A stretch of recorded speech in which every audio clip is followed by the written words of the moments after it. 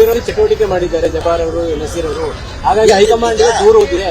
ಆ ಕಾರಣಕ್ಕಾಗಿ ಇವತ್ತು ಪೊಲಿಟಿಕಲ್ ಸೆಕ್ರೆಟರಿ ತೆಗೆದಿದ್ದಾರೆ ಅಂತ.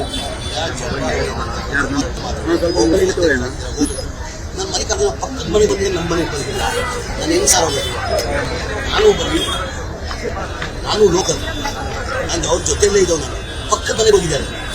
ನನ್ನ ಮನೆಗೆ ಬರ್ಬೇಕಾದ್ರೆ ಕನಿಷ್ಠ ನನ್ನ ಮನೆಗೆ ಬರ್ಬೇಕಾಗಿತ್ತ ಯಾಕ್ರಿ ಪಕ್ಷಕ್ಕೂ ಸಪೋರ್ಟ್ ಅಂತ ಕೇಳ್ಕೊಂಡು ಮನ್ಸಿಗೆ ಬೇಜಾರಾಗಲ್ಲ. ಹೋಗಿಲ್ಲ ಮನೆ ಕೇಳ್ಕೊಂಡು ಅವ್ರ ಆರೋಗ್ಯನೂ ಚೆನ್ನಾಗಿಲ್ಲ ಅಂತ ಮಾಧ್ಯಮದಲ್ಲಿ ಹೇಳಿದ್ದಾರೆ.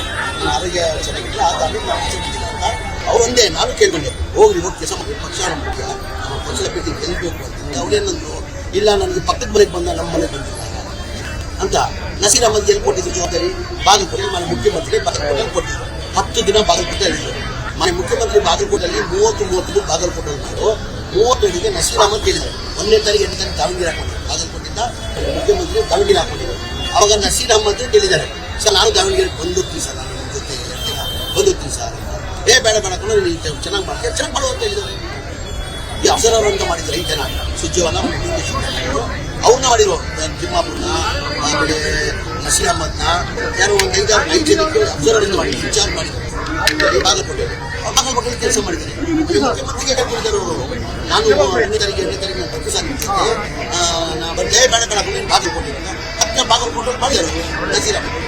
ಸರ್, ಈಗ ಅಲ್ಪಸಂಖ್ಯಾತರು ಒಗ್ಗಟ್ಟು ಒಳ್ಳೆ ಕೆಲಸ ಪಾರ್ಟಿ ಒಳಗೆ ಆಗ್ತಾ ಇದೆಯಾ? ನಿಮ್ ಸಮುದಾಯದವರು ಮಾತಾಡಿಲ್ಲ. ರಿಜ್ವಾನ್ ಅವರು, ಸಲೀಂ ಅಹಮದ್ ಅವರು ನಮ್ಮವರೇ ನನಗೆ ಬೆನ್ನಿಗೆ ತೂರಿ ಹಾಕಿದ್ದಾರೆ ಅಂತ ಸಮೇತ ಇದೆ. ಜಬ್ಬಾರ್ ಸಲೀಂ ಅಹಮದ್ ಯಾರಂತ ಹೇಳ್ಬೇಕಲ್ಲ. ಈಗ ನನಗೆ ಹೈಕಮಾಂಡ್ ಇಂದ ಸ್ಟಾರ್ಟ್ ಅಂತ ಹೇಳಿದ್ದಾರೆ. ಎಲ್ಲ ಜವಾಬ್ದಾರಿ ಆಗಿದ್ದು ಮುಖ್ಯಮಂತ್ರಿಗಳು 5ನೇ ತಾರೀಕು ಘೋಷಣೆ ಮಾಡಿದ್ದಾರೆ. ನಾನಿಲ್ಲ ಸರ್, ಮಾನ್ಯ ಮುಖ್ಯಮಂತ್ರಿಗಳು ಘೋಷಣೆ ಮಾಡಿದ್ರೆ 5ನೇ ತಾರೀಕು ಹೋಗೋದಿಲ್ಲ ಅಂತ ಪ್ರೆಸ್ ಮೀಟ್ ಮಾಡಿ ಮಲ್ಲಿಕಾರ್ಜುನ ಊಟ ಮಾಡಿ ಇನ್ನು ಆಮೇಲೆ ಅಲ್ಲೇ ನಾನು ಅಗತ್ಯ ಇದ್ರೆ ಬಾಗಲಕೋಟೆ ಹೋಗ್ತಾ ಇದ್ದೀನಿ. ನಾನು ಅಗತ್ಯ ಇದ್ರೆ 7ನೇ ತಾರೀಕು ನನ್ಗೆ ಹೇಳಿ ಅಂದ್ರೆ 7ನೇ ತಾರೀಕು ಯಾವ ಅಗತ್ಯ ಇದೆ ಬಂದು ನೀವು ಒಂದು ರೋಡ್ ಶೋ ಮಾಡಿ ಒಂದು ಪ್ರೆಸ್ ಮೀಟ್ ಮಾಡಿ ಸಾಕು ಅಂತ ಇದೆ. ನಾನು ಕೆಲಸ ಮಾಡಿದ್ದೀನಿ, ಪಕ್ಷಕ್ಕೆ ಜವಾಬ್ದಾರಿ ನಾನು ಏನು ಗುರುತು ಮಾಡಿದ್ದೀನಿ. ಇನ್ನೂ ಮಧ್ಯದಲ್ಲಿ ನಾನು ಹೇಳಿದ್ದೀನಿ, ನಾನು ಬಾಗಲಕೋಟೆ ಹೋಗ್ತಾ ಇದ್ದೀನಿ, 7ನೇ ತಾರೀಕು ಅಗತ್ಯ ಇದೆ, ನಾನು ಬರ್ತೀನಿ.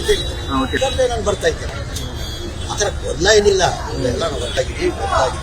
ಈ 2 ಸೀಟು ನಾವು ಗೆಲ್ತಾ ಇದ್ದೀವಿ. ಜಬ್ಬಾರ್ ಅವರು ಹೇಳಿದ್ರು, ಮತ್ತೆ ಸಲೀಂ ಅಹಮದ್ ಅವರು ಮಾತಾಡ್ತಾ ಇದ್ದಾರೆ, ಕಾಂಗ್ರೆಸ್ ಪಾರ್ಟಿ ಆಫೀಸಲ್ಲೇ ಸಮುದಾಯದವರು ನಮ್ಮ ಬಗ್ಗೆ ಮಾತಾಡ್ತಾ ಇದ್ದಾರೆ. ಸಮುದಾಯದವ್ರನ್ನೇ ಅವರ ಹಿಂದೆ ಕಾಣದ ಕೈಗಳಿದ್ದಾವೆ, ಮಂತ್ರಿಗಳಾಗಿ ಹೇಳ್ಕೊಟ್ಟು ಮಾಡ್ತಾ ಇದ್ದಾರೆ ಅಂತ ಹೇಳ್ತಾ ಇದ್ದಾರೆ.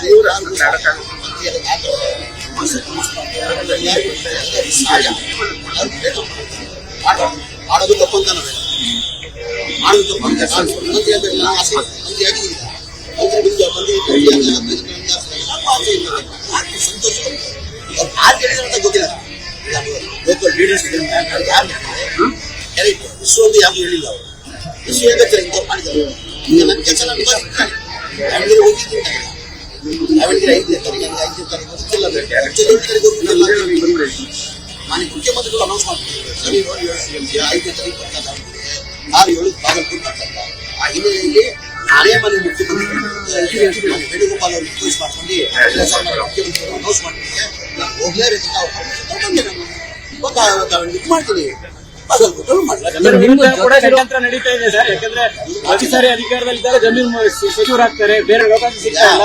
ಈ ತರ ಆರೋಪ ಮಾಡಿದ್ರೆ ನಮಗೆಲ್ಲ ಅವಕಾಶ ಸಿಗ್ಬೋದು ಅಂತ ಷಡ್ಯಂತ್ರ ರೈತಾ ಇದೆ. ಯಾರು ಅವ್ರ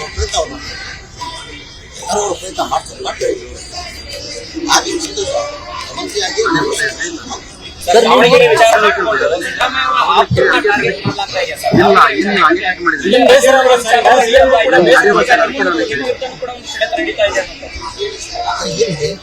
ಈಗ ಮುಖ್ಯಮಂತ್ರಿಗಳು ಬೇಜಾರಿಲ್ಲ, ಪೊಲಿಟಿಕಲ್ ಸೆಕ್ರೆಟರಿ ತೆಗೆದು ಅವ್ರಿಗೂ ಬೇಸರ.